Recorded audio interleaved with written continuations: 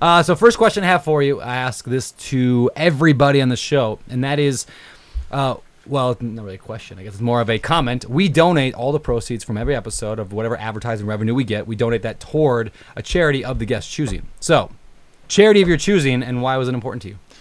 Lust Garden Foundation. Lust, L-U-S-T. Lust Garden Foundation. Okay. I actually did a charity class I taught about a year ago to raise money for this, and they focus on research and patient support for pancreatic cancer specifically. And I like their model because they're funding research that I think is not solely driven by pharmaceutical interests, which is a lot of the oncology world, because it costs so much money to develop studies and drugs that you need to have something you could patent and something that's actually going to make them money back. And I also like that they give a lot of their proceeds just for patient support. So to supply people with money to buy organic food and to maybe hire an alternative health practitioner or a trainer or a nutritionist or someone just that can help support them, a mindset coach. You know, there's so many aspects as you're going through this journey that are very costly. Even just buying higher quality food and being more mindful about what you're putting into your body. And so I like that they also have a component that's not just solely towards research, but it's like, okay, let's help patients in the near term as we're working towards the bigger picture of finding really good avenues to treat this. But that takes obviously years and years. Yeah. Does pancreatic cancer have a specific meaning in your life, or you just like the organization, or do you have history with that, or somebody you did? Yeah, one of the reasons I got into holistic health was in 2008, my mom got diagnosed with cancer, pancreatic. And, you know, I didn't really know the extent of what that meant. Oh, yeah. So, you know, I was pretty young. I was like, man, this is kind of just bad luck, I guess. But, dude, I remember, like, yesterday, her oncologist telling her, like, what you eat doesn't matter. No vitamins or herbs are going to help you. Lifestyle stuff doesn't really make a difference. It's just kind of genetic and bad luck. And you have really 3 avenues. You have chemotherapy, radiation, and surgery. And you just go through those and hope for the best. So she did surgery, she did chemotherapy, and unfortunately she passed in 2010, 2 years later, in large part due to the misinformation she received, not just with the treatment options, but the misinformation she received for like decades leading up to this point, with shitty government food guide pyramids, with horrible, you know, advice given to the general public, herself included, who was just trying to do her best, you know, replacing butter with margarine and doing all these things that now we look back on and are just like, I can't believe we told people to do this, let alone all these people followed this advice, and rates of chronic disease just skyrocketed. And so it really was a catalyst in my life of really evaluating. I was a young dude. I was just like, well, shit, man, if you don't have your health, not much else really matters. Like when my mom was in the later stages of this journey, she didn't care about finances or career or any number of day-to-day things that people occupy their bandwidth with. She was just like trying to survive and spend time with her loved ones. And that was all that really was brought to the forefront. So as I was kind of looking at this, I was like, well, okay, first of all, I don't want to have my life cut short. I love life and I want to live a long, healthy life. And then second, you know, I also looked at like the quality of life aspect and just how you can really maximize how you feel every day. And so that kind of took me down this path of health and wellness and wanting to pursue it, and really brought a large sense of mission and purpose to my life. And I started in more of the fitness, physical therapy space, studied kinesiology. And then I realized real quick, working in PT clinics, the movement component of health is amazing and very important, but it's just one component. And if you're not dialing in your nutrition and your sleep and your stress management and your environments and replenishing nutrient deficiencies and taking a more like holistic lens to all these other pillars, all these other aspects to your well-being, the physical stuff is only going to take you so far. And so that's when I went back to school, studied naturopathic medicine in post-grad school. And that kind of takes us to where we are today, where I run a full-time practice, consult with awesome patients like Ryan here, and help them really dial in the kind of A to Z, all these different aspects of their daily habits and choices and inputs, and really design these protocols to help them feel and perform their best. Man, what an introduction. I didn't even have to ask any questions to just get a perfect answer to that. All right, so before we jump into it, I want to get into Ryan Murdock here, why you're here, besides the fact that I can't get you off my property. Ryan, Yeah, what's I your have story, not left man? your property in years, but it has been quite some time since I've been here in the Sea Shed. It's been a while. Thanks for having me back. I love what you've done with the place. Just Some derelicts hanging out around out front. I know there's a homeless population explosion here on the island, so you got a couple. I think you got a couple out front, but they were friendly. Anyway, what was the question? what's your story, man? Why are you here? I am here because, well, first of all, Ryan came out this week. Let me back up. So, I'm 45 years old, right? And I have been Almost up and dead. down on fitness trends, since my late teens, early 20s, on, off, relatively healthy, exercising, working out, to like falling off that wagon and just being, eating, drinking, terrible stuff, just being lazy, and just this real cyclical thing that I think a lot of people could probably relate to. And it was really kind of brought to a head last year, dealing with some minor back issues and knee issues and just general old man stuff. So like, as if I didn't have enough excuses already to be unhealthy and not exercise and not eat right, I just really fell into this funk of doing all that bad stuff. And it was really going to your conference in Coeur d'Alene, the couples retreat. That's right. Ding, plug for that. No, it really was. Just sitting around that table talking with those amazing people. I have my wife there, that we really just came to the realization that we got to make some changes. Really got to do something about our health. And I had tried to do something early last year. I was kind of looking for something along the lines of what Ryan does, and I had signed up with this woman who came as a referral, and it just immediately didn't work. Like within my first 5 minutes of talking to her, it was just way too like woo-woo crystals. Yeah. I think she was probably upset because neither of us were wearing a COVID mask on a Zoom call. Yeah. Like that whole kind of vibe. And I'm just like, this is not going to be sustainable for me. Like she seemed like a really nice person, but I'm like, this is not it. And then I was on a flight somewhere and just stumbled across Jamie Gruber's podcast with Ryan as a guest, and listened to the whole thing. Was like, man, this is my guy. Like I just connected with everything he said about getting healthy, but it's not like this weirdo stuff. Just very direct. Here's what you need to do. Here's what happens if you don't do this. Like just no bullshit. Like this is what you got to do if you want to get healthy. So I dug around, talked to a lot of his clients. Couldn't find any dirt on him at all. Just glowing recommendations, and signed up with him right after the Coeur d'Alene event. So I've been on the program now, just about 3 months, not even 3 months. Yeah, we started at the very beginning of this year, so Yeah. going on 2.5 months. Yeah, and I mean already, and I don't want to come off with too much of an ego because I know I'm just really new into this thing. So check back with me in a year or so and see how I'm doing. But just the changes, not only for me, but my wife Pinky signed up as well, and we've been going through the program together. And both of us, I mean, just pretty remarkable results, I think, in the short time that we've been on the program. So eating better, he's got me on got us both on very sustainable workout programs, working around my injuries and the things that are bothering me. And I mean, just the amount of energy I've had, just the overall, the weight I've lost, just the tone. You look good. Yeah, I appreciate it. Yeah. So I think we're just getting started. So I'm fully charged. glad you're on that side of the table. Hold me back. Yeah. Yeah. No, so it's just been great. So yeah, Ryan just happened to be on Maui this week, so we did a little paddle boarding. We did some hiking today, and here we are. So. All right, man. Yeah. Well, very cool. Well, thank you for joining me as kind of a co-host today. So let's get back to, well, you're both Ryans. We'll go Ryan 1 and Ryan 2. Yeah. Y'all in the audience are going to figure out which one's 1 and 2. But Ryan Kennedy, that's your last name, right? That's I'm gonna right. butcher that. Any relation to the Kennedys? The No famous relation. ones? Not that Okay. I'm aware of, at least. Yeah, somewhere way back there, Yeah, maybe. maybe. All right, so this is a question. I like to start, we're in this show now, 20 minutes? But I like to kind of start with this idea of what are some things, specific things in the last year that you've implemented into your life that's given you a better life? I mean, I could pick your brain on fitness. We'll get into that, I'm sure, more. Sure. You know the answers to a lot of cool stuff. But personally in your life, what have you done in the last year that's actually improved your life? Yeah, so that's a tough question because I've been doing a lot of the things that I think are big needle movers in my life, and I've seen really be effective for a lot longer than a year. Sure. One thing that comes to mind that I've shifted more recently in a more specific way is really this mindset when I wake up.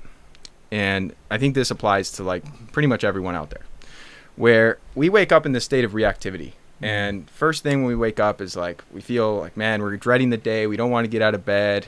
We're comfortable and we don't want to face the day and all of these challenges. And we think about our problems and our to-do lists and all of our obligations. And, we just kind of start in that state of mind of just like, fuck, dude, I don't really want to do all this. And what I've really, I've been, practicing different levels of gratitude and journaling and all these things for years. But what I've really started doing immediately upon waking up, when my eyes open, is I really embody this concept of what a precious privilege it is to just be blessed with another day, dude. Yeah. And I really like to look at it in this frame of like, whatever challenges you're going through, I think waking up every day is like winning the lottery. I could offer you, $100 million, Brandon, but you don't get to wake up tomorrow. Would you take it? No. And would you take it? Definitely not. And even if you're struggling financially, you wouldn't take it because you know that just another day of life is worth more than any amount of money. Yeah. So when you start to really realize that and embody it and wake up with your eyes open, like, dude, my lungs are breathing, my heart is beating, life is freaking good. I get to go out in the world and make love every day. Like, what more could you ask for? Yeah. And so that really just completely shifts the trajectory of the whole rest of your day, because then everything else that comes up, you really can see from a different lens, and you could really see it. And just having that like first moment of the day, I think, is such a powerful moment of how the rest of our day is going to go and what mindset and attitude we're going to adopt as we tackle different challenges and overcome different things and work through different opportunities. And that's been something that I've been specifically doing that has just been, I've always been kind of a happy-go-lucky guy, even when things aren't going as well, because I'm just like, dude, there's so many people that have a million times worse problems than I have, but this is really like taking that up a level where I'm like stoked on life, dude. That's cool. Yeah, so that's been one that's been great. Another one that I've adopted more recently that I think has also been a pretty powerful shift in a lot of this is really embracing the journey. It's so cliche, but so many of us get caught in the focused on the destination. Like, I got to hit this milestone, I got to hit this thing. And I've really reverse engineered that and just been like, okay, what does my perfect day look like? And let me just map that out and live that way now. And I'm fortunate that my schedule and my business and what I do and my investments allow me to have more flexibility than maybe your average person working a 9-to-5. But it's really changed the fact that I'm not really that hell-bent on achieving this outcome or this milestone or this achievement financially, whatever it is in business and health and your relationships. It's more so like, how can I just love every day? Yeah.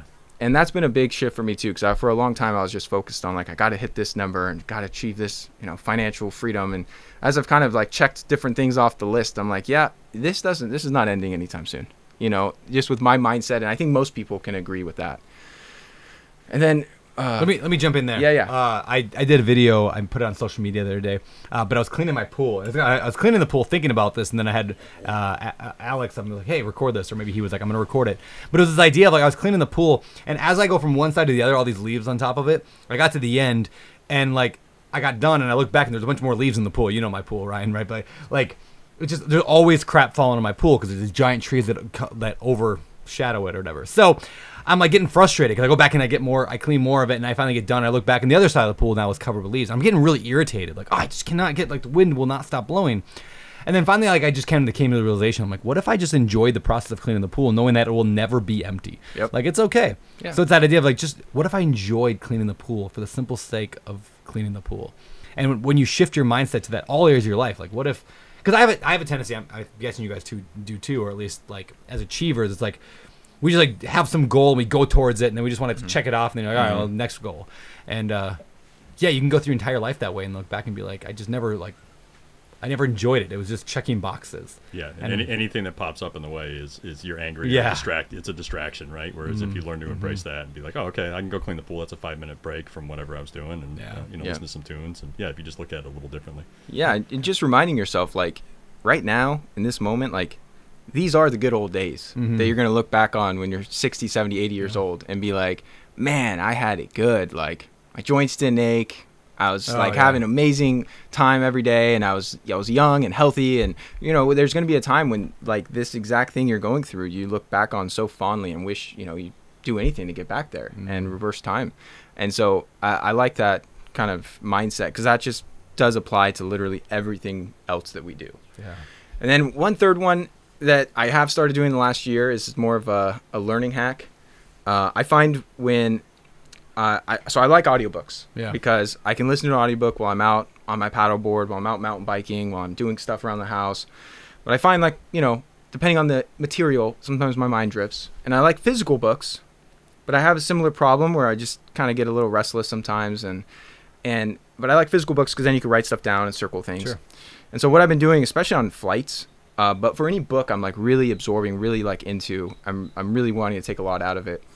I'll listen to the audiobook while I read the physical book, which I don't think is any revolutionary tip for people. But for me, it was like, yeah, of course. Like, why not? And that has increased my comprehension and engagement with the material like 10x, dude. Yeah. It's unbelievable, the difference, just because I've heard that too. A mind that just tends to like wander as I'm reading something or listening to something, especially like an audiobook. And so I've been doing that. And on flights, it's the biggest hack. Because you don't have like a screaming kid behind you that's like distracting you. You don't have all these other noises. You're just listening and reading, and you're taking notes. And I have my journal, and it's been great. That's amazing. Yeah, so I've been digging that. You tried that, Ryan? No, but I want to because I suffer from that same thing. I'll start reading a paper book, and then just my mind will wander off or whatever. So you had to back that up with the audiobook at the same time. Well, how much of that do you think is because like I have the same problem? I mean, I used to be able to read for 4 hours straight. Same. So how much of that is due to social media? Like our brains just changing? I think that's in large part due to social media and a number of other things that just hijack our dopamine. Yeah. And I mean, there's a lot of other factors too. It's like depends on your nutrition and your sleep and, you know, a bunch of other factors that are helping with your brain chemistry. So I think that there's there's not just one thing. You can't just blame it on social media, even though that's a big culprit.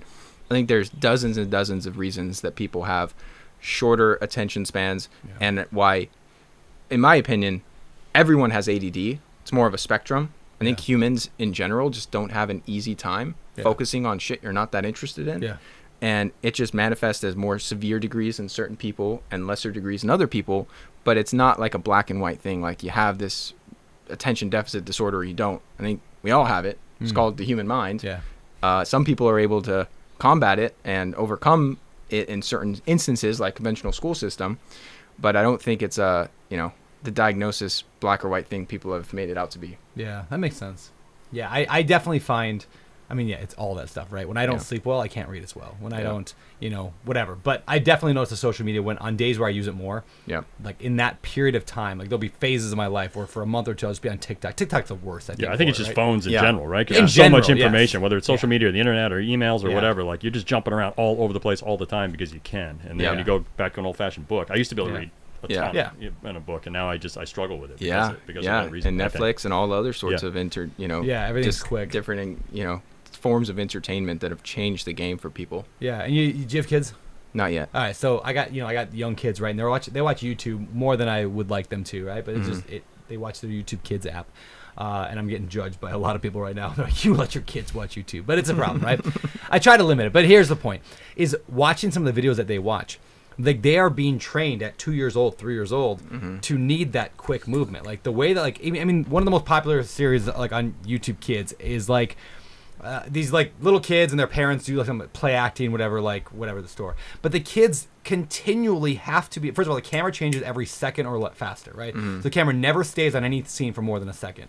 And then every scene has to be moving. So the kid can't talk like, hey mom, I want to go to the store. They have to go, hey mom, I want to go to the store. And they push their hands back and forth for no reason other than because kids need that like movement up and down. The bright all the shirts have to be bright colors. It's all very calculated. It's all so calculated. And there's a reason that those videos have like hundreds of billions of views. Like, I mean, just ridiculous numbers because my kids will watch them on repeat.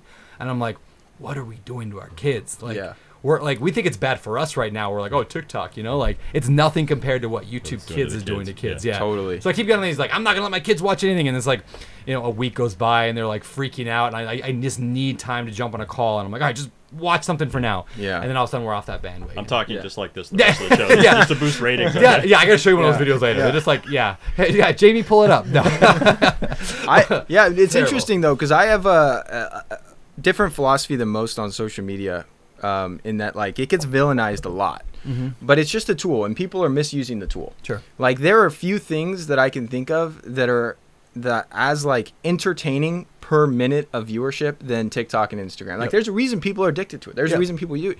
It's freaking awesome. It's awesome. Like it's hilarious. You can have a very high degree of entertainment, but when you abuse it and you just get reckless and you're spending hours and hours a day, and to your point, like your kids are overusing it. Yep. And watching mindless shit, or watching stuff that you just compare people to yourself, and then you get down. Like, that's the misuse of social media.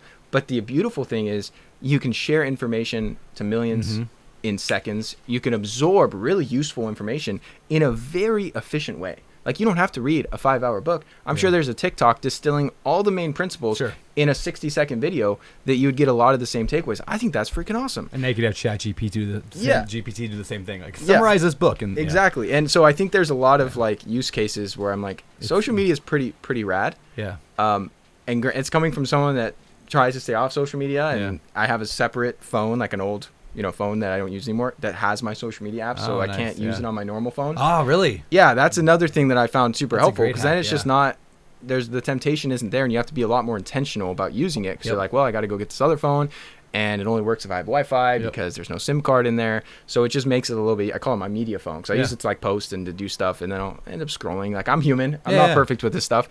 But and it's fun, like you said. It's it's actually entertaining. I'd rather do that than watch a movie. There's times where I will scroll for 20 or 30 minutes. I don't regret it at all. I had a wonderful time. I learned a lot. I saw some cool shit I would have never otherwise seen. I watched like these adventure sport videos of this guy's doing this crazy stuff. I'm just like blown away and awe and inspired by. I watched like it could be really educational as well. And I think that's, gets missed in the conversation of like, rather than just say social media sucks, don't let people use it, avoid it. It's kind of like this whole like sex ed conversation, like just don't have sex. Just don't have sex. Then that's the answer. It's like, oh yeah, is that the answer? Same with social media. Like, rather than just telling people how bad it is for them, like, why don't we create ways of teaching kids and teaching humans in general how to use it rather than abuse it? And I think there would be a lot of good outcomes from that. Yeah, I think we're going to see a movement happen in the coming years where, the internet's all new, right? Like, this is all new the last 20 years, everything. Social media for the last 10 years, right? Or really, like, we don't know how to deal with it yet. And I think we're going to see we're going to see a pushback, I think, of like kind of the Luddite idea of like no technology whatsoever. And hopefully over time we find a balance. What's fascinating to me is how similar the way that we talk about social media sometimes now and the way it affects our brains, the same way people talk about alcohol or food. People who struggle with food addiction talk about food the same way we talk about alcohol. I've noticed these it just makes me feel happy for a while, or I just need to I need to zone out for a little while. It's like, that's what people say with beer. Like, I need to zone out for a while, so I'm going to drink. I need to zone out for a while, I'm just going to go eat. I need to zone out for a while, I'm going to go. So it clearly tells, like, alcohol, I mean, I don't know your opinion on alcohol, but alcohol is probably not the worst thing in the world. It has some benefits to it. Like, people enjoy it, gives a good time, whatever. People, some people would argue that it makes you live longer, and then other people argue you don't. We can get into that. But at the end of the day, people abuse it. And so we've learned as humans a little bit on how to deal with it. We have some rules in place, both like socially, like it's not cool to be walking around drunk. It's not cool to drink before noon. Like those, we have these kind of social rules, and we also have laws around it. I expect a lot of that coming in the future. I think. We got to figure something out. Humans are just bad with balance, man. They're really bad. Like, right? We're not designed for balance. We're designed for more. I like this. I'm gonna overdo it until I abuse it, and then it becomes a detriment to me. Like, that's just what humans do. It's the nature of our brains, bro. So I don't have all the answers. I'm not sure if there's a question there, but alcohol in general, like, let's hear your take on it. To your point, anything that enables you to connect more deeply with other humans, form more community, relax, take the edge off, can be beneficial in some regards. But at the end of the day, you got to realize, like, alcohol is poison. Most studies and most like philosophies, like a small amount is actually healthy for you, is not really based on the alcohol. So you would be better off finding ways to connect with the community that wasn't alcohol. Maybe it's breath work. Maybe it's you guys jump in the sauna together. And maybe you guys do a workout together, that still enables you to have those types of tight bonding experiences. And that's one of the things I love about alcohol, dude. Like, I like a drink just as much as the next guy. I don't drink very often because the kind of benefit cost ratio is not quite there for me. But at the same time, I love that you can have, 6 drinks with someone and be best friends overnight and have these conversations that, like, dude, you wouldn't normally have in day-to-day life. And so I like it, some aspects of it. I don't like, obviously, the impact to your gut microbiome, your brain health, your overall biology. I mean, it's just straight poison. Like, you can't get around that fact. It's poison that makes you feel really good, and if used appropriately, you could have a great time and enhance your experience, but it's still poison. So I really enjoy this new push of all these alcohol alternatives that are coming to the market. And one of my favorites is like breathwork, sauna, cold plunge, because that can elicit that same bonding experience that we're talking about of like, you spend one day with a group of people and you guys are like homies, like really tight. And that is because it's eliciting this change in your brain chemistry. It's enhancing your dopamine, your serotonin, your oxytocin. It's really helping to create that bonding experience, but it's also very healthy for you. Yeah. So I love that, and that's becoming more mainstream and more popular. And I've had people over to my little wellness sanctuary back in San Diego, not an actual facility for people listening. It's just my house. And, we'll do that. And I'll have people come over and we'll work out. We'll jump in the sauna, do a cold dip, jump back in the sauna. We'll do some breath work. And you just feel so high on your own supply that you have these amazing deep conversations. You talk about stuff that like normal day to day you would not talk about. You wouldn't have like your ego and your borders are up. So you just don't, this just helps bring that stuff down, like alcohol in some respects. And so I love that. And then there are some other like more things, supplement things you can take, different herbs and plant medicines that have been used for a long time that I think are really awesome alternatives to alcohol. One being kava. Kava is a root that's indigenous to the, it's primarily indigenous to like the Fijian Islands. And it's this root that for thousands of years, these cultures in this part of the world, they grew kava. It's a root. They would make it into like this kind of tea type thing. It tastes like pretty much like dirt water. But it has this GABA type effect that just is like this incredible kind of relaxing, yet social lubricants, yet kind of uplifting and endorphin type effect. And one of the interesting things about the traditional use of kava is back in the day when these tribes would go to war, to battle, before they started battle, it was customary they had to enjoy kava together, because more often than not the kava would loosen them up and they'd be like, actually, you're not that bad of a dude. I don't want to kill you. Maybe we shouldn't fight. Like violence, that doesn't sound good. Like, let's just chill. Let's like work this shit out. And it prevented a lot of death and a lot of like destruction. And now it's being used in more of like the health circles I run in as like this alcohol alternative you could take and just like take the edge off at the end of a long day. And, like having a conversation like this, if I gave you guys some kava, we would be having an even better time. And I actually have some kratom in my bag, which is another one of these herbs that I'm a huge fan of. So more things are coming to the market because people are realizing, like, I think we're going to look back. I think alcohol will become somewhat synonymous like we see smoking, where it's just not that cool anymore. Yeah. And it's not like what it was for, older generations where it's like, it's just like the norm. It's a cool thing to do. I think it's going to be like, some people still do it. Some people will always smoke. Some people will always smoke cigarettes. But it's not socially rewarded. And I think alcohol is trending that direction. Yeah, it does seem to be that way. There's more and more people that are broadcasting like sobriety and because I think everybody on earth would, most everyone would agree, like, this is really not good. Like, for society, it's not good for your health. Like, most people would agree that we do it in spite of, the health benefits. Like, it's like, oh yeah, I know it's not good, but I'm going to do it anyway. Yeah. And so as soon as there are better alternatives, so what's your opinion on there's a early but growing trend of like the marijuana drinks, like things like that. Like, does that take the place of this in your mind because it's more healthy? Not really. Like, where does that fall in your? In my mind, it's definitely less damaging than alcohol, but it doesn't take the place of alcohol because it doesn't elicit the same response. Okay. I don't know about you guys. I love a low dose THC. If I'm going to go on like a hike or go for a paddle, do something out in nature, I love to take like a 3 or a 5 milligram edible. Fantastic. Totally like uplifts me, enhances the experience. I do not want that if I'm going to go socialize with people. I become like ultra introverted. I have trouble using my words. Like, as I'm not as verbally fluent. I'm not as outgoing. I'm not as energetic. It's not as uplifting for the social context that most people drink for me. And I know everyone's different, but I think most people would agree. Like, you don't want to get super stoned and then go like network and talk to people and like hang out at a party. And unless they're like super close to you, you probably aren't going to be as open with your conversations. You're going to be more self-conscious. You're going to be more in your own head.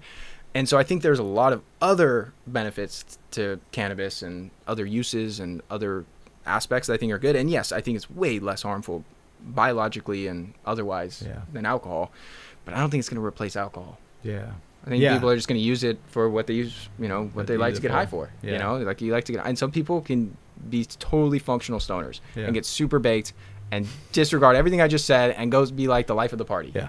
I'm not one of those guys. Yeah. I don't know about you Neither. guys, Nope. but Yeah, no, I've never done THC at all. Oh, okay. Not even a bit. So like, I don't even know. I mean, I drink alcohol, but I don't. yeah. I don't know how it would be. But Yeah. that makes perfect sense. I've always wondered because like I think most people would agree that like marijuana will be legalized in the next few years, probably. Kind of already is. Yeah, I mean, kind of is most Yeah, places, right? But yeah. it's definitely trending more and more, both legally and socially acceptable. So Yep, I just wonder, what does that impact do? And maybe it's not. Maybe it's a third category. It's Yeah. not replacing alcohol. Like, it'd be nice if it did, right? Like It would be. that would have a lot less Yeah. damage to everything. One But thing it to won't. circle back on. Yeah. There's kava bars here in Maui. I actually saw one near where I'm staying. Yeah. Up in Lahaina. We should go to a kava bar and I'm have some open to kava. that. You guys would dig it. Is that what Zasha's husband brought to? Were you there for that event? We had an event out in Maui, a Kiawe outdoor event. Yeah, I don't think so. I don't think Okay, I was yeah. there for that. Zasha's husband came. And Spike the punch bowl, did he? Or what? nobody brought like this bowl that like because he's like a Hawaiian, like Yeah. you know, like dude, and he brought this bowl and we all like shared like some. I'm pretty sure it was kava. I think It, that's it what sounds was. like it. You usually serve it in Yeah. like a wood bowl. Yes, that's what it and was, then there's yep. like a cheesecloth type thing, and you put the kava in there, and you like knit it, Yep, or that's like exactly kind of it. like mash it up in there, and it creates this like kind of milky looking water. Yep. And then you serve it up, and if you drink a small amount, you usually don't feel very much. It's very dose dependent, Yeah. like most things. You drink like a couple cups, you just feel loose, you feel good, you feel uplifted. And if you drink a shitload of it, you can get fucked up. Really? Like, I mean, not- it's like alcohol or more like No, weed or more. no. It's its own thing. it's kind of its own thing, dude. Interesting. I'm never actually drinking enough to feel Yeah, that, yeah. so I don't know. Well, let's go tonight. Yeah, let's find out. But yeah, I think that's a good movement of just like people seeking out other ways to bond and other ways to take the edge off and other ways to kind of Yeah. get outside of your normal day-to-day state of mind. Mm. I think that's.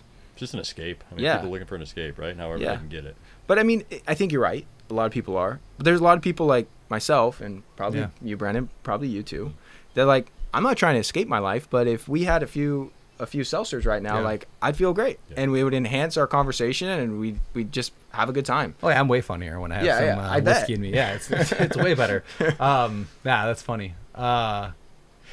Okay, so the weed thing, like you know, whether it takes the place of alcohol or not, it probably won't. Mm-hmm. But what I'm curious to move into this conversation of, there are people who say like alcohol is terrible, you should not drink it. Other people who think that it is. Some people say weed's terrible and you should, you know, never touch it. Other people, and they all have studies that back it up. Yeah. And then we shift to food, right? Yeah, yeah. And there are people who say, I mean, there are, like, I've got that book in there, How Not to Die, Mm-hmm. right? And then How Not to Diet. Phenomenal book, well written, full of science and all that, and basically proves that any meat will kill you, and you're basically committing suicide by eating meat. Yeah. And then there's the carnivore diet.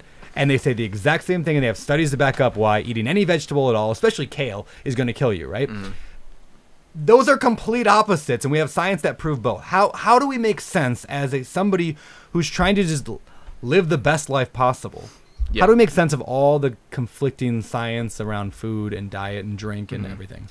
It's unreasonably complicated. Yes. You're absolutely right. For the average person, whatever specific diet you choose, for the average person, they know what to do. You know what to do. Most people know what to do, and that you might not know exactly like how much meat should I have, what should my macros look like, all the minutia. But everyone knows you shouldn't go eat fast food. You shouldn't be binging on ice cream late at night. You shouldn't be, you know, downing Oreos and eating a bunch of crap, right? Like most people know that. But if people just stop doing that, it would solve almost, I would say 95% plus of like people's nutrition problems. Yeah. It's just stop eating dog shit food. Yeah. Like the ultra processed, the Franken foods that don't even resemble anything close to what grows and lives on this planet. That's where people need to start. Now for people that I've already started there, and you're like, all right, Ryan, I'm eating a whole foods diet. Like I'm not buying a bunch of this junk food. I'm not eating out at these terrible restaurant establishments. Like I'm cooking my own stuff and I'm eating some plants and I'm eating some animal products, but like I'm having some issues with this or that. Well, that's where, you know, it does become really challenging to see what is best technically, because there's no perfect diet for everyone. Yeah. We're all unique, dude. We all thrive on different stuff. I was telling Ryan here earlier how some of the stuff he's doing with his nutrition, he was like, hey man, what do you think? Like I've been doing this the last week or so and I'm feeling good, but like, is this a problem? And there are different genetic SNPs and different genotypes that make it so maybe some people thrive on like a high fat keto type diet with lots of butter and lots of bacon and lots of fat. Other people, that's going to massively drive up their lipids and make their lipid profile look like trash and could increase their risk of a lot of issues around heart disease. There's some people that thrive on a very carnivorous diet, like tons of meat. Other people aren't able to break down that meat very well because of the digestive issues. You need a lot of stomach acid to break down red meat. So it's very nuanced, but from a fundamental perspective, I genuinely believe we're all omnivores. I've worked with a lot of people that were vegans that came to me for help because their hair was falling out, their teeth were chipping, they had no energy, they had no sex drive, their skin was a mess. And I've helped restore their health by bringing in high quality animal products. Now, a lot of vegans can point to, some celebrity vegan, Rich Roll or whoever who's been following a vegan diet for 35 years or 150 years, whatever. And they can say, no, look at this dude. Yep. He's doing it. And it's like, yeah, okay, he is. Cool. Does that mean you can do it? Yeah. And does that mean you're going to do it exactly how he does it and take whatever supplements you need to replenish nutrient deficiencies? The way I look at it from a fundamental perspective is we can't get all the nutrition we need from the plant kingdom. Yeah. Certain essential vitamins, essential amino acids, and essential fatty acids, and just honestly minerals as well, you can't get appreciable amounts of them through a plant diet. Like, you'll be functionally deficient in a lot of things. So taking the premise of eat whole foods, most of us are omnivorous, like eat some plants, eat some animals. What percentage of that depends on the person. Should give people enough of a fundamental understanding to not allow all the mixed opinions and battles going on between the vegans and the carnivores and all these different diet camps throw them off. It's just like, dude, take action on what you know to be true. Yeah. Which is just to like eat a little better. And the other thing with your ultimate question of like, dude, why is all this research so conflicting? How can they have a study that shows this and a study that shows that? It's because nutrition is just one aspect of health. We don't know what the other things those people were doing in the studies. Yeah, true. Whether they were drinking or smoking, whether they were exercising, whether they had a terrible marriage or a phenomenal relationship, whether they are, had great kids or terrible children that were causing all sorts of stress in their lives. And we don't know what their sleep looked like, which is undeniably more important than nutrition. We didn't know what sleep mean more? Absolutely. Really? Absolutely. It doesn't matter how perfect your diet is. If your sleep is a mess, your health will suffer without a doubt. And if you're not sleeping well, making good nutrition choices becomes exponentially more difficult because you don't have the willpower, you don't have the energy. Like the bottom line is energy is the currency of life, dude. So if you don't have energy, good luck following an exercise program, making good food choices, being a good partner, being a good person to your family and your friends. Dude, we need energy. Yeah. And sleep is the foundation of that for sure. And even just one poor night of sleep will make your blood sugar levels look like that of a diabetic. I mean, it's crazy the impact it has on our insulin sensitivity. And so, have you heard that study about this might be a totally myth, but about the daylight savings time every year and the number of accidents that happen that day? They just stopped it in California. Oh, really? Which I'm pretty stoked Wait, you don't about. have daylight savings in California? Or? So they just stopped it. So we just changed the clocks, last week or whatever it was. Yeah. And it's going to stay like this. No way. Yeah. Just like Hawaii, because Hawaii we don't change. Yeah. But yeah, there's some But they study, always used to change it. They change it. Because, and then like every year, the highest amount it was like something like the highest amount of traffic deaths happened on the day of that people got an hour less sleep. Well, there's a ton of, so that's not a myth. That's an absolute fact that there's a massive spike in number of fatalities. Yeah. Some are from, vehicle accidents. Some are from heart attacks. Yeah. Some are from all sorts of other things that just like people's sleep gets thrown off a little bit and bad shit happens. Yeah. So it's pretty wild. Yeah, crazy. That's the reason I moved to Hawaii. Just for no. Yeah, it's too hot in Arizona. I didn't like it there, so I had to come here. Yeah, that's funny. But I think the bigger point, Brandon, is don't let all the conflicting research bother you. Like, again, whatever a study says, if you eat this way and you're looking better, you're feeling better, your biomarkers are looking better, every objective and subjective measure is telling you, like, bro, this is good for you. Don't let this study or that expert or this person or this social media person tell you otherwise. Like, you know your body. You know what inputs make you feel good versus that don't. Yeah. And beyond subjective feelings, run some lab testing. Yeah. See what your biomarkers look like. Run some blood work. I want to dig on that. Like, what does that mean? Okay, because I know people do that. I have a lot of friends that do that. Ryan was talking about he did it with you. Did it. Yep. Right? Like, what does that... do I just go to the hospital and be like, hey, I need some blood tests? Like, what do I? How does that work? Yeah. So What am I looking for? no trip to the hospital Okay. necessary. You would want to either go to your primary care physician. Okay. And this is mostly if you're looking to get things run through insurance. Okay. And they're going to run a very basic blood work. So they're going to draw your blood out. They're going to look at essentially your complete blood count, your CBC, and a metabolic profile. So to look at like your kidney function, your liver function, your fasting blood sugar, and a few other things. Very basic. And what happens, unfortunately, is a lot of times people do that, and they're like, listen, dude, I got headaches, I got no energy, I'm having all these problems. And the physician, who means well in my philosophy, they do mean well. They're just not trained in a lot of this stuff. They look at those bloods, they say, you're fine, you're not dying, your bloods are fine, and they send them away, and, you know, they come back in a year. It might just all be in your head. So they don't provide a lot of help. The type of blood work I run with people, and if you wanted to do this, you would want to seek out either a functional medicine practitioner, a naturopath, clinical nutritionist, someone that actually does this as part of their work and their specialty. And you'd run a whole battery of blood work that goes above and beyond just like your basic, what's your total cholesterol and what's these very basic panels. Yeah. And that'll give you so much insight into your body. It'll tell you where your hormones are at. Do you have low testosterone? Maybe that's why you don't have much energy. Maybe that's why you're having trouble losing weight. Maybe that, I'm not saying this for you specifically, but just in general, issues that a lot of people suffer from can be identified through running blood work. So looking at hormones, looking at a lot of other things like inflammatory markers, your hemoglobin A1C that assesses your blood sugar stability, looking at other things that can be very insightful from a blood work perspective. So you have bloods that can be very helpful for people that help steer your recommendations. And then you have what I call kind of functional medicine testing. This is more advanced testing where you're looking at things that you can't really get through blood work. So I like one called an organic acids test. It assesses any microbiome imbalances. So kind of looking at your gut health. Is there too much yeast or fungus? Is there too much bacteria? Is there any pathogenic bacteria? It also measures your vitamin levels. It measures your amino acids. It measures your neurotransmitters like serotonin and dopamine. And looking at these critical brain chemicals that are responsible for things like anxiety and depression and a lot of mental challenges people suffer from, and just poor quality of life. Yeah. So I like those. I like I'm a data guy, dude. Yeah. I'm like, the more data we have, the better. So if someone comes to me, you know, I'll talk with them and say like, here's what this test costs. Here's what this test costs. You decide what you want to run. This is the value we're going to get from this testing. And for someone like yourself, who's just like, yeah, I'm just trying to figure out where to start, how I'm doing, what I should change, if anything, maybe you're doing great. This would be a good option for you. Because I mean, even just a few $100 would get you a really good blood panel. And for less than $1,000, probably $700 to $800, you can run like a whole battery of testing. Now, I will say a lot of people inflate those numbers because there's, you know, markup and different things. But realistically speaking, you could run a lot of good blood work for not that much money.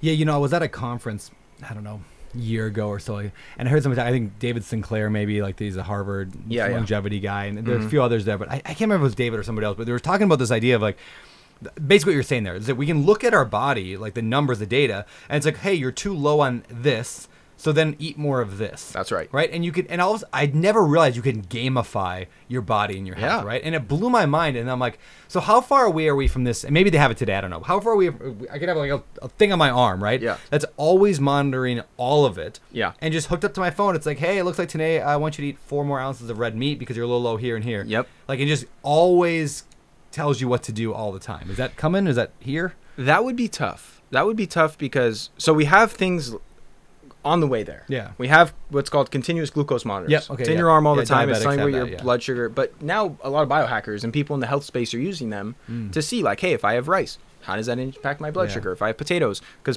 different people have a different glycemic response to different foods. And so a guy named Rob Wolf wrote about this in his book, how he took, you know, CGMs and he basically tracked blood sugar readings from 2 groups of people given a banana versus given a cookie. Most people would objectively say, like, dude, the cookie's going to be way worse. It's like refined sugar, refined grains. It's a problem. It's dessert. The other one's like, oh, that's fruit. It's got fiber. Well, some people responded worse to the banana than they did the cookie. Same person, 2 different foods. And then other people, the opposite. So that's where the CGM can give you more data in that So regard. you're saying we should eat cookies, not bananas. Yeah, that's the best takeaway you could have gotten from this analogy. All right, guys, that was a great show. So I'm Thanks listening for now. I'm coming. going to get Yeah. some cookies. Yeah. Got a whole bunch up there. Yeah, perfect. But and then there's other devices, like I'm wearing this ring. It's called an Oura ring, and there's the Whoop, which can quantify your sleep and your heart rate and your HRV and a number of different things that can give you really good insight to gamify your health, gamify your sleep. When I go to bed, how much deep sleep did I get? How much REM sleep did I get? How many wake ups did I have? Really cool devices. But to assess your nutrients in real time is more challenging because you have to look at what's intracellular levels versus just what's in the serum. One example of this is you could test your, let's say, serum magnesium. And your body is going to keep your electrolytes relatively stable within your bloodstream for health, because you could actually die if your electrolytes get too off balance. But you could be completely deficient in magnesium within your cells. And so you'd want to run what's called a magnesium RBC, what's in the red blood cell. You could take this same example with vitamin B12. You could take the same example for a lot of things of looking like what's in the blood versus what's inside your cell. It can be two different things. And with what you're describing, I think it would be hard with the technology we have available today to, in real time, assess your intracellular levels. Yeah. I'm sure there's some correlations and some markers we could look at. But I think what you're describing is probably, I don't know, I would say like 5 to 10 years down the road, but it could come sooner. Yeah. You know? Fascinating. Yeah, but just that idea, even if we just do small bits of it, right? Like, hey, like my blood sugar is messed up today. Like, there's certain foods that I just know I don't feel good. I know it's the blood sugar is just wrong, right? And I can definitively know that, like, and because I for example, I eat a lot less pasta and breads today than I ever used, like when I used to when I was younger. Right? I used to always eat, pizza, no problem, whatever. Now, if I have like 2 slices of pizza, I just feel like crap. Like I feel really bad. So it seems our bodies adjust over time too, right? Would you like kind of like you don't eat or drink a lot of sugar, then even a little bit of sugar makes you feel like, oh, that's way too sugary, right? Am I right in that? To some extent. Okay. So your bodies adjust for the sugar example, in unfavorable ways. Yeah. Because then you become more insulin resistant. Yeah. Your body needs to produce more insulin to manage your blood sugar from that spike from eating that sugar. And that is what ultimately creates pathological insulin resistance and turns into, metabolic syndrome and diabetes. Yeah. So it's not like your body's having a healthy adaptation. It's actually adapting in really unfavorable ways that cause this disease pathology. But to your point, I've always found it fascinating when people are like, I used to eat really, really shitty. Now I eat really clean. But when I eat shitty, I feel horrible. Yeah. Whereas before, did I feel horrible before? That's my question. Yeah. I just lived horrible and I didn't know the other. So that's my thought process, because I don't have the answer to that question. Yeah. But when I hear this, and I've obviously heard it hundreds and hundreds of times over the years. Yep. And it's not like an uncommon phenomenon. Yeah. So it's like, is your body becoming less resilient to unhealthy foods because you're giving it such proper inputs? Maybe. Or maybe your perceived quality of life is completely different now than it used to be. And what is feeling good today is different than what was feeling good 10 or 20 years ago when you were eating all this processed carbohydrate. That could be part of it. Could be a combination of both. Yeah. I don't have the answer to that, but it is an interesting thought experiment of, it's like, well, did I ever feel good before when I was like, eating really poorly and drinking all the time and not sleeping? It's like, I don't know. Because we don't know what we don't know. And also, I was 20 when I was doing that, which is very different than 38 totally. or 37. Your body has a lot more resilience when you're young. Yeah, so when I was 20 eating pizza, I probably had so much energy because I was 20 that I didn't notice it. So if I just, So, fascinating. Yeah. All right. Ice bath. What's the deal? It's the coolest thing you can do is take an ice bath and post it on social media. Coolest thing you could do. Yeah. Get it? Coolest. All right. Yeah. It is a phenomenon of social media. Yep. Right. I mean, like, some people throw a bunch of ice in their chest of whatever metal grate and then go throw it on social media today. Weirdos like I'm making fun of Ryan Murdock here because he did that today. Right. That's why I'm so quiet over here, because my core temperature is only 68 degrees still right now. I'm frozen to death. Yeah. Is this a psychological thing, or is this a physiological thing, or both, or is this a social media thing?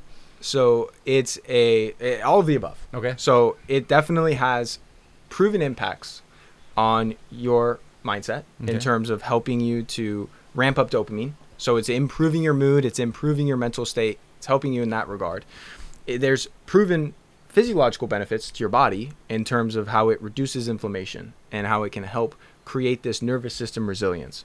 So, and it can also help accelerate fat burning. And there's a whole bunch of other proven benefits that cold exposure can have. So there's a lot of like, this is all grounded in science, and like a lot of the people that have been in the health space for a long time have been recommending cold exposure for decades, not months that it's been a fad on social media. So this is like legit stuff. There's legit science, and I think that there's a lot to be said about just the discipline it builds of that kind of mental muscle where you're just doing something you really don't want to do, and it sucks, and you calm that inner bitch inside yourself and you do it anyways, and you overcome that resistance. That in and of itself, whether it's a cold plunge, exercise, whatever it is very valuable. And so I love cold plunges. I've had a converted chest freezer back before it was cool. We're talking like 2018. Wow, yeah. And I wasn't even that early in the scene because there's been people doing it probably since pre-2000. Yeah. And I think it's awesome. Yes, it's become a fad because people love to virtue signal. They love to tell you on social media why they're so much healthier and so much more resilience and have so much more willpower than you do, and why they do hard shit and why you should too. I mean, that's social media. Yeah. It doesn't defeat the fact that cold exposure is good for you. Yeah. It's good for humans to get cold once in a while, get uncomfortable in general. I love the sauna even more than I love cold exposure. I think the sauna is the single greatest investment anyone can make into health equipment. Really? Tell me about it, Hands because I go into a sauna every once in a while. I was in one yesterday with Alex and a bunch of other old dudes that were in there, including a bunch of naked ones. And so, like, I'm in there, and I'm just sitting there like, it's hot. I don't feel any different. Yeah. So we were, I don't know, 15, 20 minutes, and then we left. Yeah. And, like, I don't feel any different whatsoever. Is that normal? How often do you do it? I mean, I did it once. This I mean, is- like, okay, I've probably well, done it 10 yeah, times in my life, yeah. right? Maybe So 20. So if you were to exercise one time and you were like, Ryan, I'm not fit. My life has not changed. I don't feel that different other than like I got a little sweaty and now I'm a little sticky and uncomfortable and like I'm probably going to ache tomorrow. Yeah. You wouldn't rule out exercise. Yeah. Well, sauna, it takes time to really compound the benefits similar to exercise. But man, the amount of research on how it extends your life, it's wild, man. It's wild. It decreases what's referred to as all-cause mortality. So just your chances of dying, period, from any disease, any ailment, by like 68%. It extends your life. And I don't have the exact statistics off the top of my head, but 4 times per week sauna has been shown to have these incredible life-extending, outcomes for people.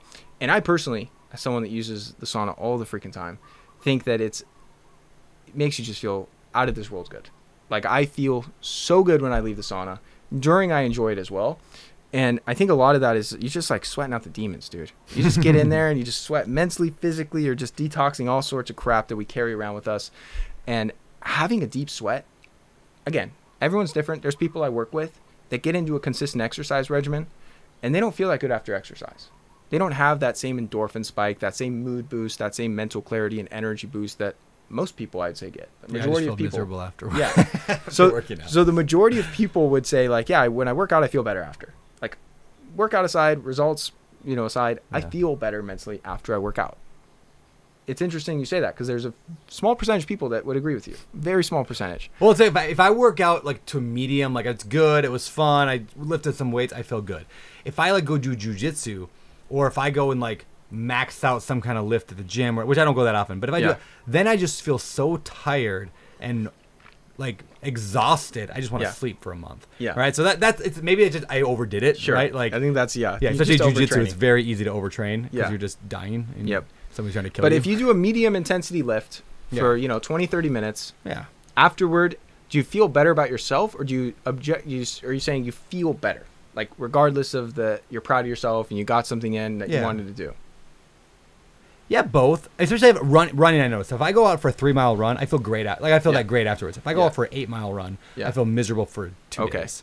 Right. Okay. So this is clearly one is overdoing it. Yeah. And I like the long runs because I feel proud that I did it. I'm like, I just ran 8 miles. Yeah. But I never feel like I'm just too tired the whole night. I don't want to play with my kids. I don't want to do anything because my body's just. And maybe it's an energy thing. Yeah. Actually, so I did a half Ironman.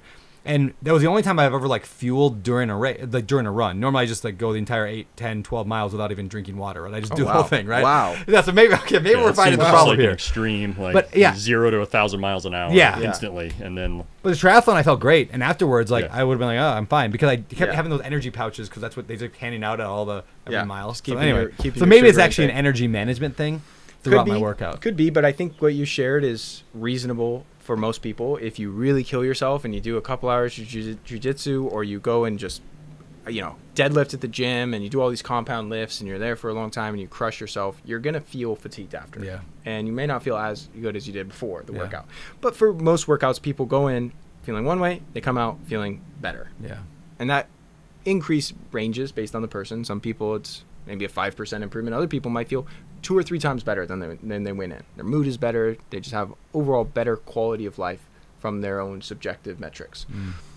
Sauna is the same kind of thing, except I feel like it intensifies that improvement you feel from exercise. So when I think the trifecta that I just think is the bee's knees for mental health and physical health, but you just feel so damn good after, is a workout followed by a sauna, cap it off with some cold. Could be a cold shower, could be a jump in, your cold pool, do a cold plunge.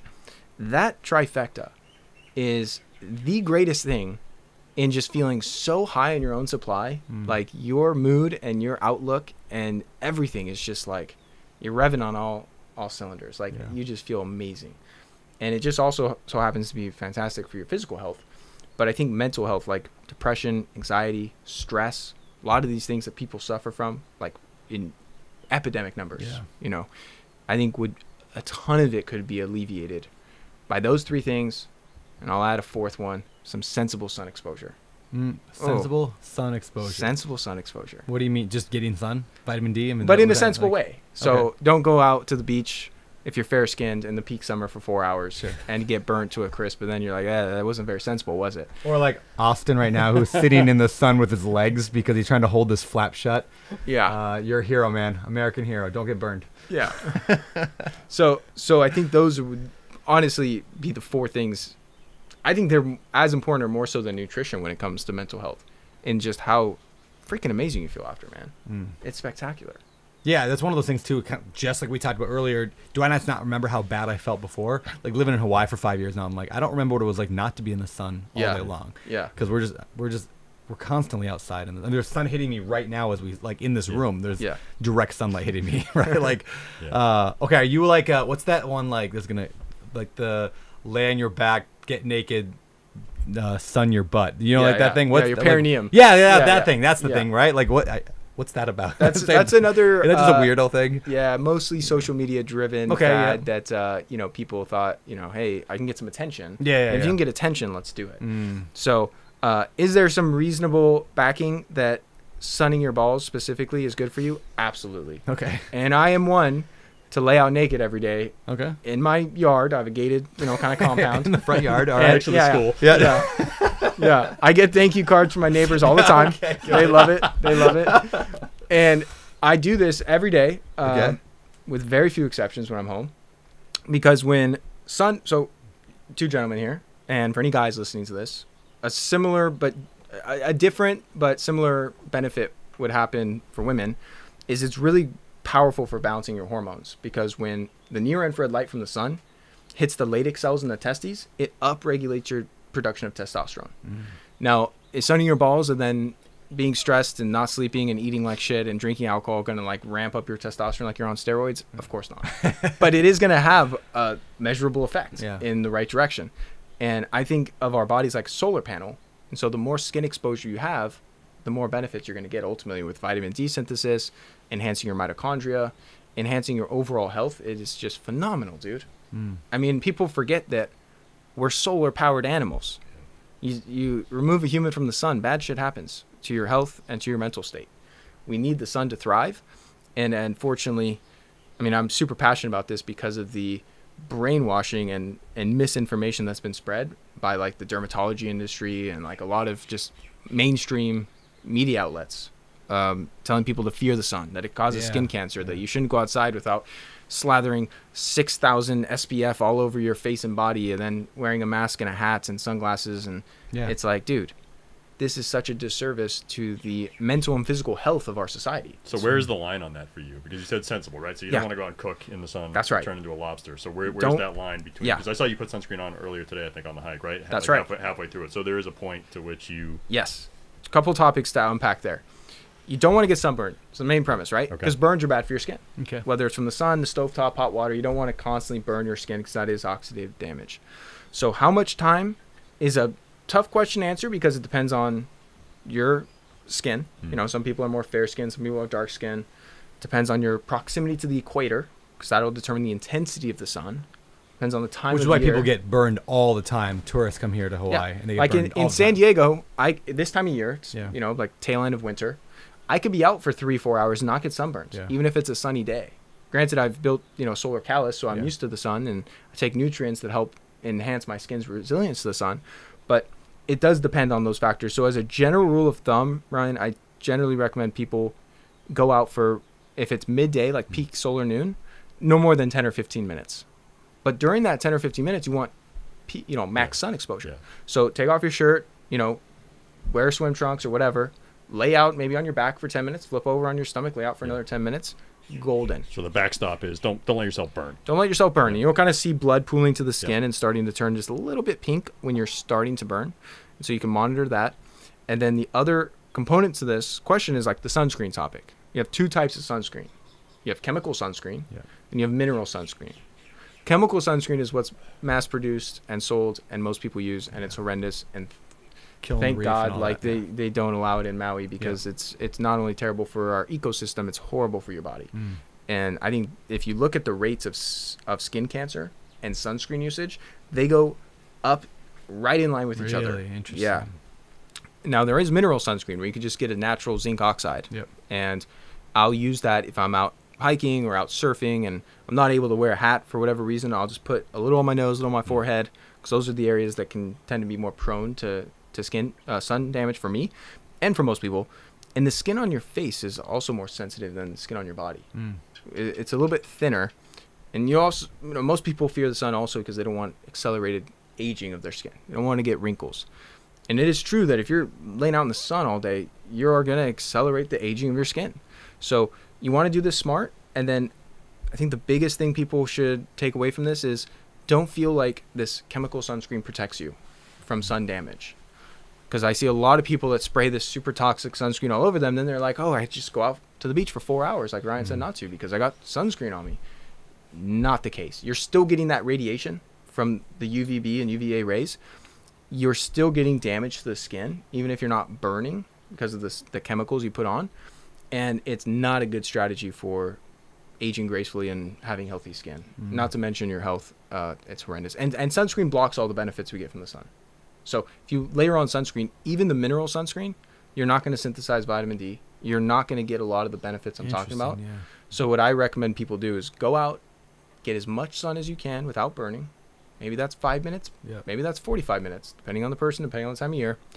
And then put on a hat, put on a long sleeve shirt, cover up. Like you don't want to just then lather on sunscreen and stay out for 4 more hours.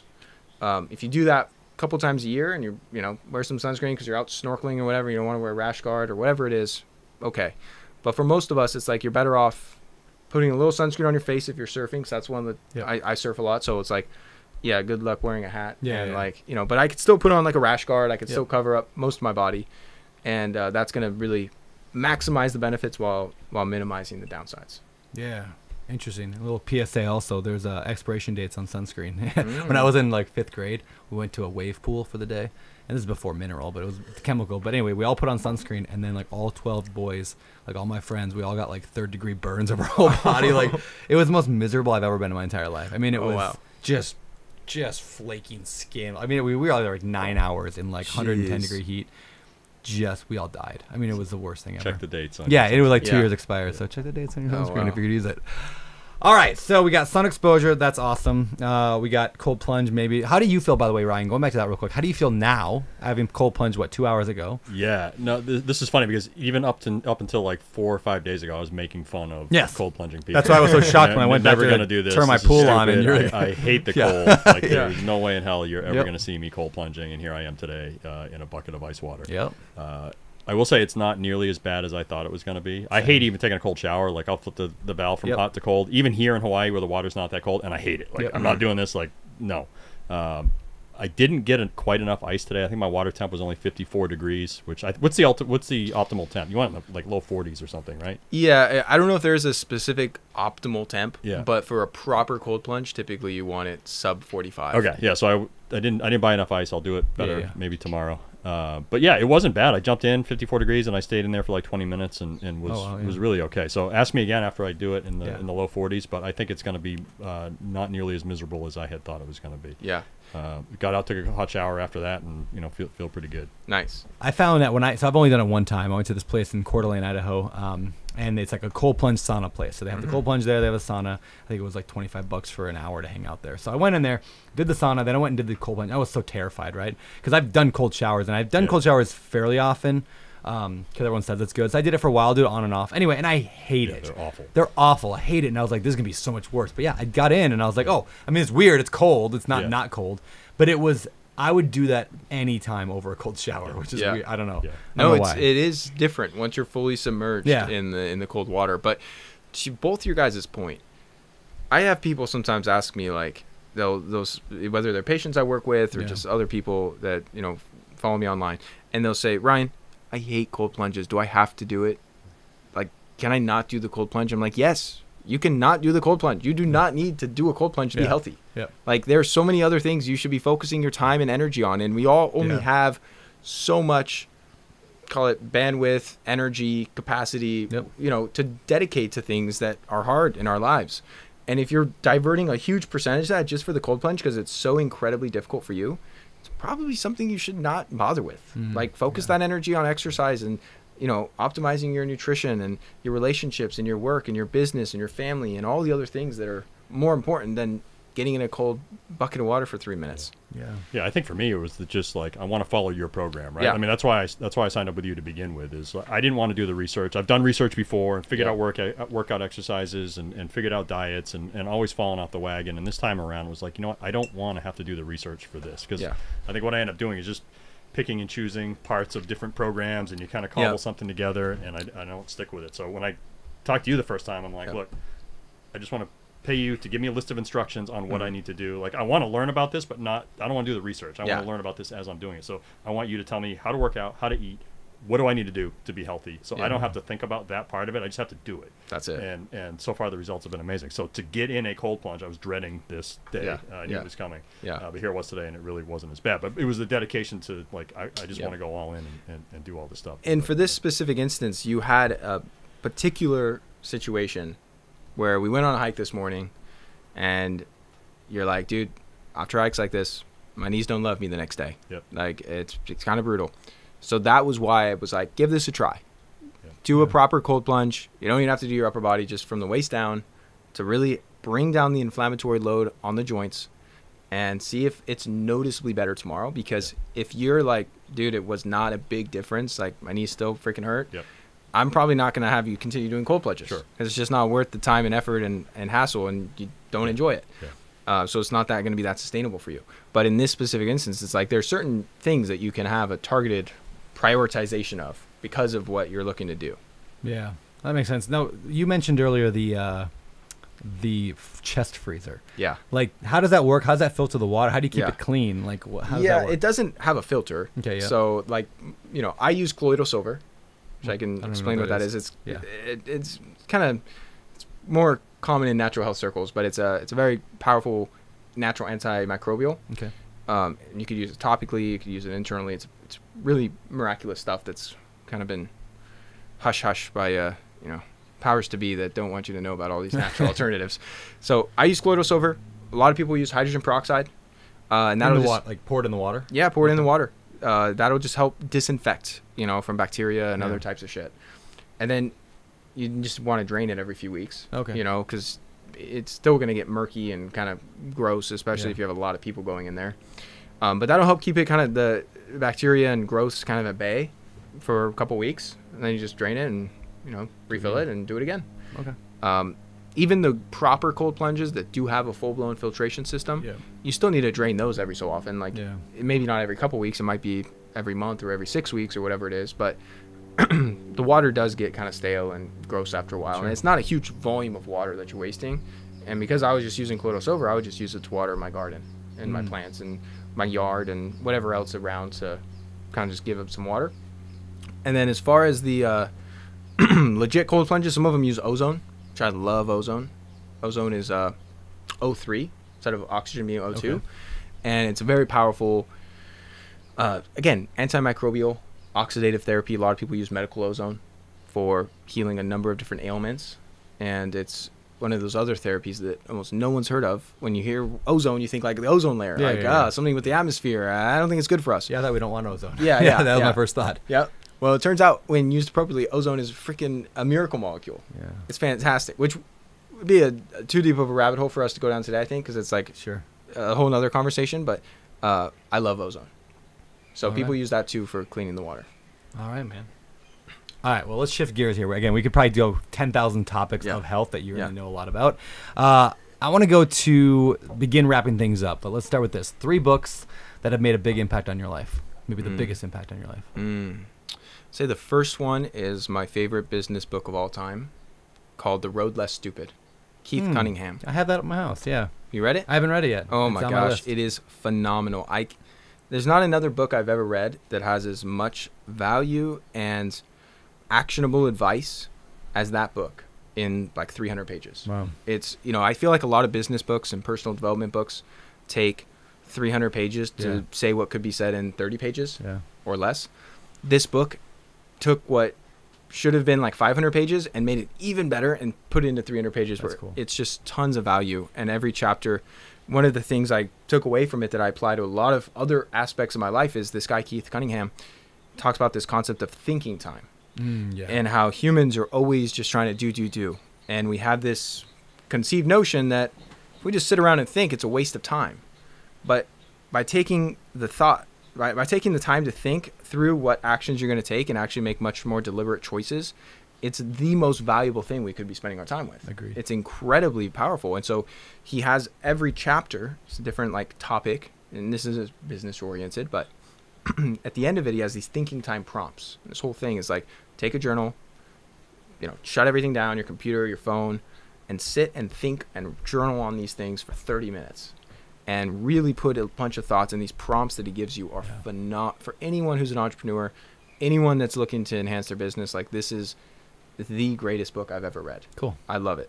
So that's one. The thinking time thing. One thing I say all the time to people is the most profitable time of my entire week. The time I make the most money is my massage time.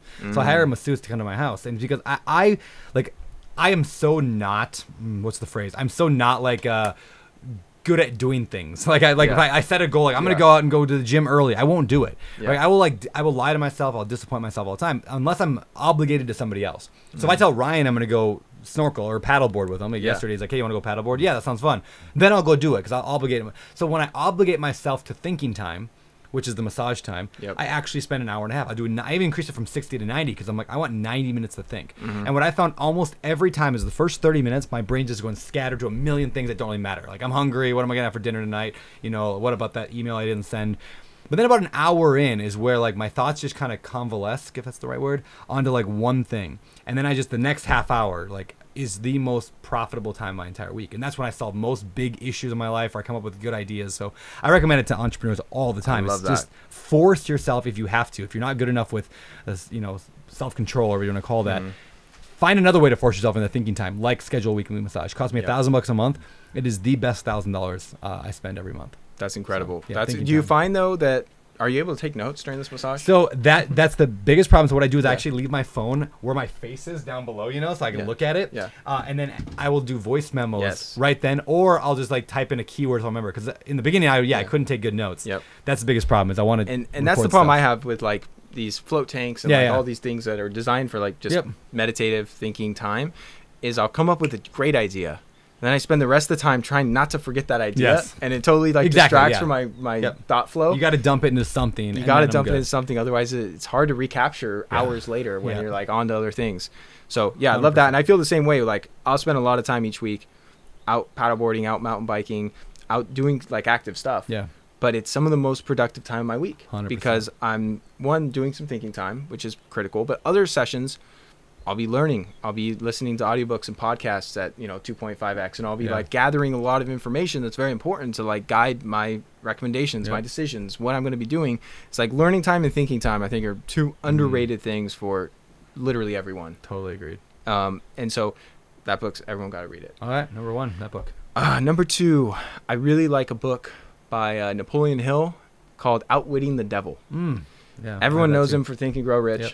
Outwitting the Devil is fantastic. Dude, this guy was so ahead of his time. Like a lot of the things have you read it? Yeah. So a lot of Yeah, things it's he great. talks about in that book are like, this was over 100 years ago, are things that are so applicable today to like the education system and the food and a whole bunch of different industries that I didn't get the impression they were like that 100 years ago, but he was like forecasting almost what it was going to be like, and he just nailed it. And the audiobook's really cool because they have these different narrators, Oh, that's because it's cool. like the whole book is like an interview with him and the devil. And essentially he's like kind of going through all these different prompts, and the devil's telling him how, he brainwashes humans, and I found it fascinating. So I like that book a lot. Third book, man, it's a toss up after those, but I really like $100 Million Offers. Oh, Hormozy. Yeah, just because of the way he distills a lot of the principles Yeah. that people have written entire books on, and he'll take like a chapter and explain it better than these people have Yeah. written like 300 pages on Yep. it. So I like his teaching style. And his other book I like as much or more, that most people haven't heard of, called Gym Launch Secrets. And I'm not in the gym industry, but it applies to virtually any service business, online or brick and mortar, of just how to craft your offer, how to generate leads, how to sell, how to overcome objections, how to handle fulfillment, how to grow, how to do all these things that I think are just fundamental practices no matter what industry you're in, what business you're in. It applies to you. And that book is really, really good. That's great. Yeah. Yeah, he's got a new one coming out too that he's working on. I don't Yep. know when it's coming out, but it's soonish. It's like I think. part of this 6 Yeah. volume series. Yeah, it's funny, I started listening and learning from Hormozy like years ago, Yeah. before he like took off and became this like mega Huge, star yeah. on like YouTube and social media. Back when he was just like, screw social media, I'm going to run my businesses, and I'm going to pay for leads and do a lot of paid media, Yeah. and I'm not going to mess around and waste my time with this stuff. But back then he was still like had a vlog and still like put stuff out, and I was loving it.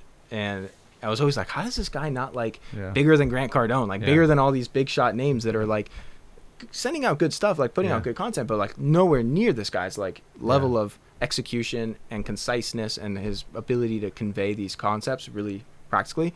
And then sure enough, time caught up. Yeah. And now he's just Now like he's huge, yeah. on a trajectory upward. So Yeah, those- we're in talks with these people right now and getting them on the podcast, so it's gonna Oh, happen. So, fantastic. yeah, we'll get them here Yeah. sometime. Love Cool. it. All right, 3 great books. Now, last question for you, and maybe you don't have this off the top of your head, but what do you have any favorite quotes or a quote that has changed your life or that guides your life? One quote I come back to a lot in the health space is, someone with their health has 1,000 dreams. Someone without it has only one. And it really rings true because, as I said at the very beginning, when you don't have your health, like nothing else really matters. It's the only thing that like really controls all of the other things.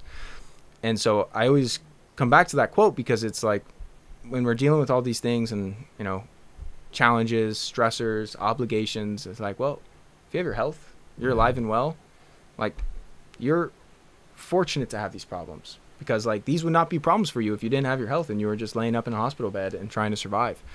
So I like that quote. And another one that kind of holds to the same kind of concept is, I don't know who said it, Confucius or someone else, but like we all have 2 lives, and the second one begins when you realize you only have one.